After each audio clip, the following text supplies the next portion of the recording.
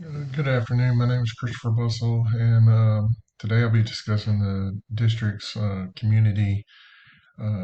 our district community agency strategic plan for Drew Central Schools. Um, at Drew Central Schools, our vision statement is to provide an educational foundation of academics and community service opportunities, health, wellness, nutritional counseling services, as well as extracurricular activities so every student is prepared to graduate um, and be prepared for college and career. Um, this is really and truly what our value statement is at Drew Central Schools. And so, taking a look at this, um, the one thing that I would suggest to my district is that we make an addendum or add to our mission and vision statement is that safety and security of our students and staff be paramount. And so that is what my uh, problem is about. And so, kind of our agenda today be discussing the SWOT analysis that I did for my community strategic planning. We'll discuss the community partners that'll be utilizing to conduct a full scale active shooter um, simulation and what funding, laws, and goals that would allow us to do.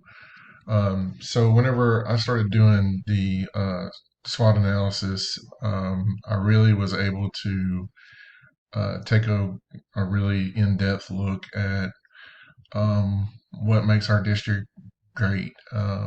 We're continuously improving our facilities. We just installed a new cafeteria. We've got central heating and air for a multi-purpose gym. That multi-purpose gym is utilized by the community for Pee Wee basketball, archery competitions, after-school programs, and so we're really proud of that. We're able to be an active member in our community. Our school, our organizations and clubs, they are out in the community showcasing the culture that we're building at Drew Central. We believe that we are a family-friendly district.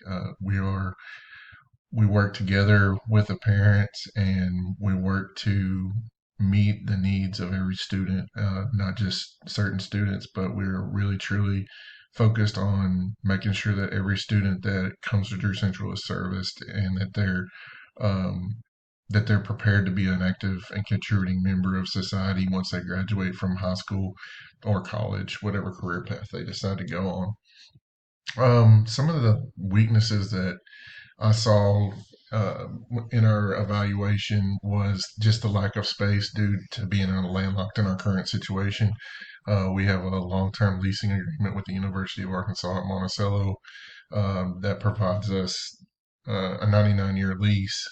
The problem is that all the surrounding area to our campus is owned by the University of Arkansas at Monticello, and so there would have to be some agreements put in place for us to expand. We are seeing a lot more numbers of students with developmental and physical limitations that are requiring more additional support staff. We are seeing a reduced amount of parental involvement, as evidenced by the number of absenteeisms, parent-teacher conferences, attendance, um, and then we are becoming a younger staff. We're having some turnover just because of the nature of teaching in general. We're becoming a younger staff, and so as we become younger, we can look at that as a weakness, or we can look at that as an opportunity. Some of the opportunities that um, I feel like will be good for our district are the Learns Act is providing additional funding to close some of our security gaps. Um, us being out in the community, we are actively pursuing implementation that provides our students better opportunities, more in line with what's available in other parts of the country and around the state. We're very proud of the fact that we were recently selected for a National Education Foundation grant partnership that'll allow us to provide certifications to our students, and that will hopefully help increase the educational equity in our community. Our threats. This is where the threats is where I decided to do my project. Is we have an open campus with multiple points of entry to all of our buildings, and how would our district and law enforcement work together to meet the needs of keeping our students and staff safe?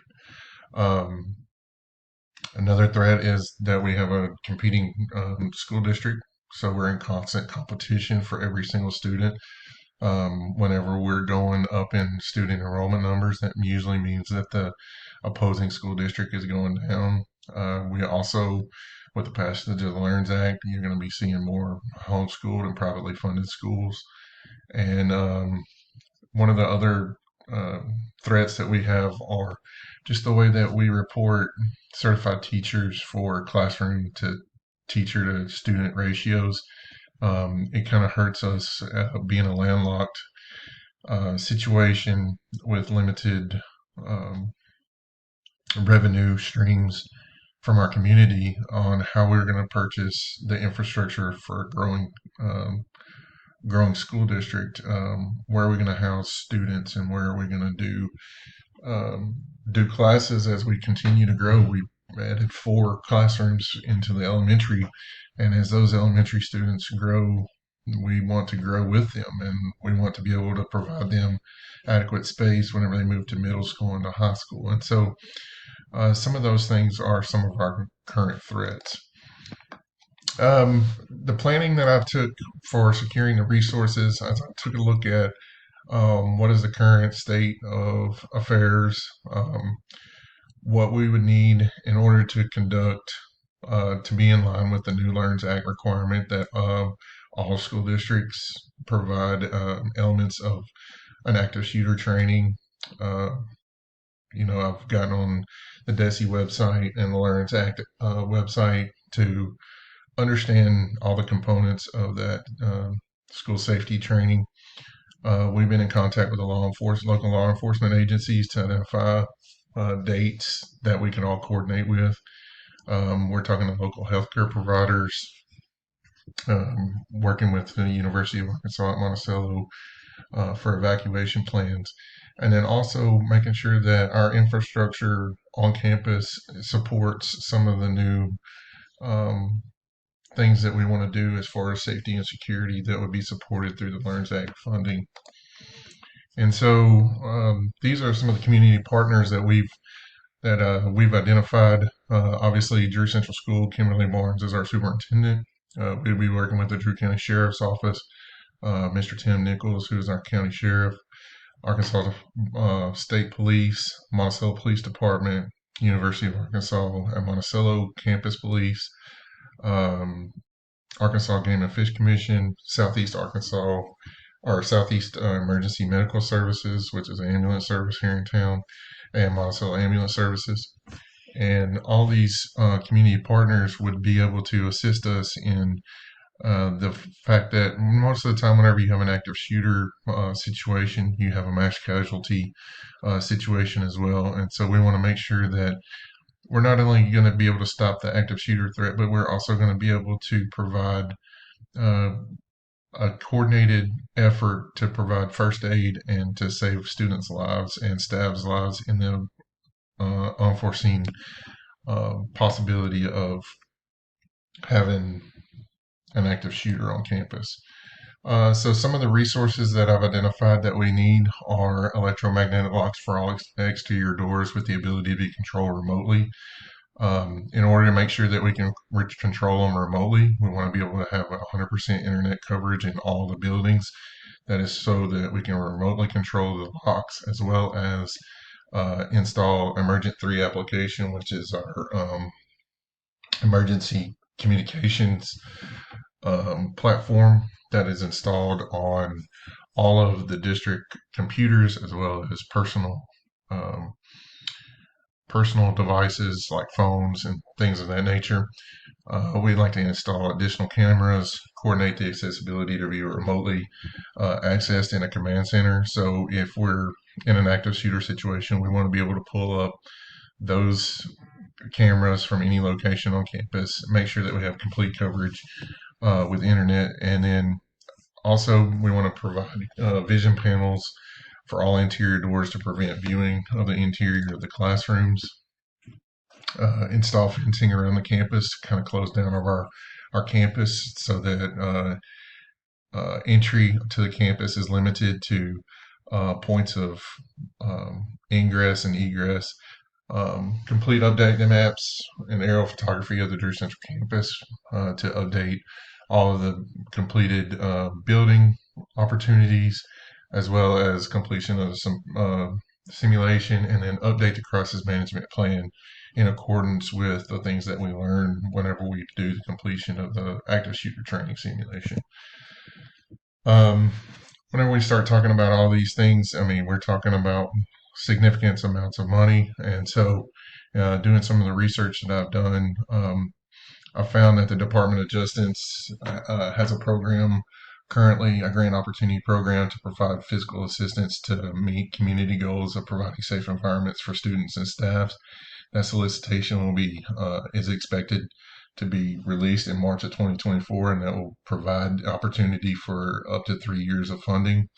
Um, We'd like to utilize the update in the crisis management plan to include recommendations from DESE, as well as local law enforcement agencies and just Department of Justice guidelines. Um, Continue to work with our technology coordinator for ERIG funding for additional connectivity and making sure that we have the correct number of access points around campus to make sure that we have 100% coverage of our network. Um, Continue to adhere to the Appendix A safety, school safety under the LEARNS Act, code 6-15-1303. And then also utilize our local community agencies to assist with recommendations to help coordinate in the case of an emergency. And so a little bit more about the Department of Justice Assistance Stop School Violence program. It would provide us an opportunity to implement evidence-based school safety programs, update our technology, and maintain the technology for 3 years. It could also help in paying law enforcement for the training and significantly improve the coordination between the school district and law enforcement. Um, Utilizing the Emergent 3, we'll be able to, in the case of an active shooter, we would be able to identify what building that they would be in. We could put all the schools on lockdown. We would be able to lock the emergency exits. We would be able to send communications to our faculty and staff in the classrooms to identify if all students are accounted for, if there are any missing students, what the plan would be, and just better understanding in the information is king whenever there is a active shooter situation. And so being able to get live updates to law enforcement and to medical staff on situations that could be occurring inside the classroom or inside a certain part of the building is going to help in making sure that our students and our staff are safe. Also, place a fence around the campus to limit the ability of unauthorized people to be in insecure locations. And so, a lot of my legal premises for this is the Arkansas LEARNS Act of Act 2237 of 2023, as well as the Bipartisan Safer Communities Act of 2022, which is a national law that was passed in 2022. So my major goal is to conduct a full-scale active shooter simulation with coordination between district law enforcement and first responders. Take and make sure all of these are in line with our state standard for school safety and keep us in compliance to continue to receive funding for simulations and to continuous improvement of our crisis management plan, as well as after we conduct our full-scale active shooter simulation, that we do an after-action review, make modifications to the plan, and address any missing or um, opportunities, any missing data or opportunities to make things better for our students. Um, the biggest thing on our short-term objectives is protecting our students and staff. Every single day, we need to have a mindset of that we're going to provide safety and security for everyone that comes on our campus. Um, we want to schedule this before the end of the year. We want to make sure that we take care and understand any of our shortcomings or opportunities in a simulation rather than an actual emergency situation. And we want to provide the best services um, and best practices to make sure that if we ever need to implement this plan, that we have the ability and the training to conduct it in the most efficient and best way possible.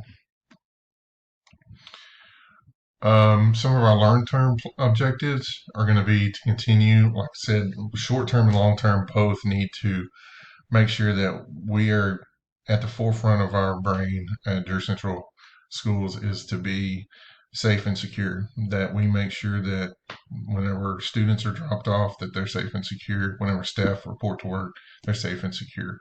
Um, that we continue to evaluate infrastructure and building security on a daily basis, making sure that all doors are pulled to, that all the interior rooms are covered, and making sure that the daily and day-to-day operations are being conducted correctly. Um, we want to make sure that we are providing the correct amount of funding to allow teachers to and staff to have the technology to make sure that we're taking a proactive approach to safety and security rather than a reactive. And then making sure that safety is addressed before we even start building any new buildings or renovation projects, that safety and security is a priority. And so, um, even though we haven't done the exercise yet, I feel like the things that we would be able to implement with this active shooter situation is going to help create the best uh, and safest possible outcomes for our day-to-day operations of our students and our staff. I really am really one of the things as a teacher and as a dad, I take a really a vested interest in making sure that whenever those kids are in my care, whether it be as a teacher or hopefully as an administrator, that my safety and security of my teachers and my um, students is going to be at the forefront of my mind, and do everything that I can to make sure that they are taken care of and that they get the education that they deserve. Um, and one of the things that we have learned is that if safety and security is not taken care of, then education really suffers. And so we want to make sure that we have that environment in place and continue to grow our school district, and grow the ability of our students to become productive members of society. And with that, I want to thank you for your time, and I look forward to hearing from you.